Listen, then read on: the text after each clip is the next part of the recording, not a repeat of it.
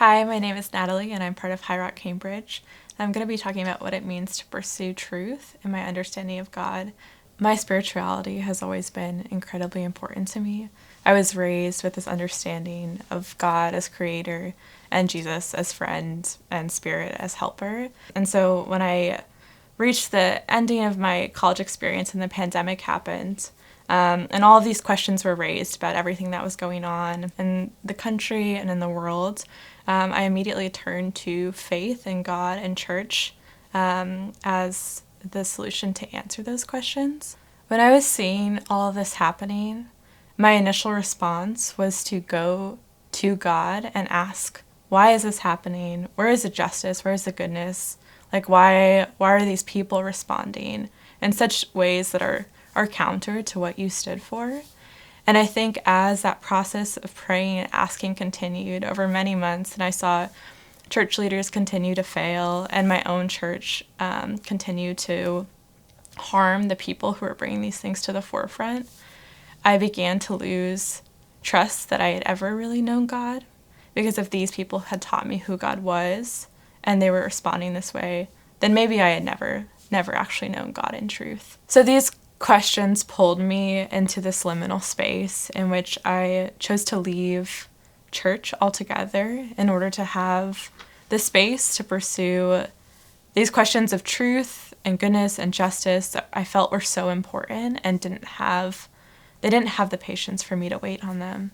And so I didn't attend a church for over a year. So I wasn't looking for a church when a couple of my friends invited me to come to Cambridge's opening weekend in September. But I was intrigued, one, because it was my friends who were asking and I really trust them. And two, because I still felt this pull towards spirituality and towards community, even as I couldn't bring myself to pray or to re-encounter faith as I had understood it to be before. And I remember that first Sunday, we were all eating snacks outside on the lawn, and Lily came up to our table and was just pitching her small group and got all of our names and somehow all of our numbers. And I got a text from Lily that night inviting me to go, like the next day on that Monday. And for whatever reason, that invitation, I decided to say yes. I remember the first couple of weeks, I sort of didn't say anything, which Lily can attest to. She called me the vault. She felt like she had to break me open in some sense to get me to share. But then I decided to just tell the truth about where I was at. And that was continually met with compassion and curiosity. And I found community that met me in that place.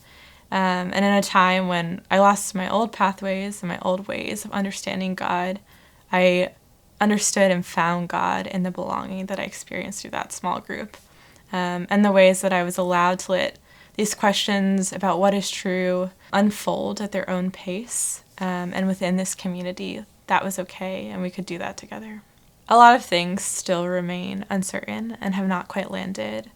But through this community that I've found myself in and the belonging that I've experienced, I've understood God to be the compassion and the curiosity and the love that I have seen through my friends and through my small group. And as part of that, I'll be sharing some of the poetry I've written about my faith experience.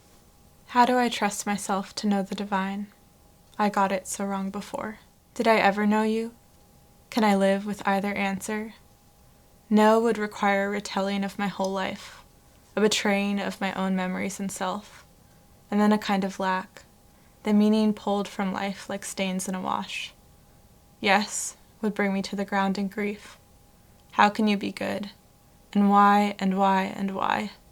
A reconciling with the God of my youth and the God of the ones I've begun to listen to, like laying two pieces of mismatched cloth and being forced to sew the garment. A table, food, and place settings and home, running down the stairs to the sound of clinking glasses and laughter. They are seated in the backyard as evening dims the light, golden and heavy like honey. The biggest table I have seen, covered in food and dishes and wine. Nat. Jesus calls my name, smiling as he gestures next to himself. My place open and waiting, seated amongst these dear friends. I take my seat among them. I already belong here. We belong to each other. I am at home.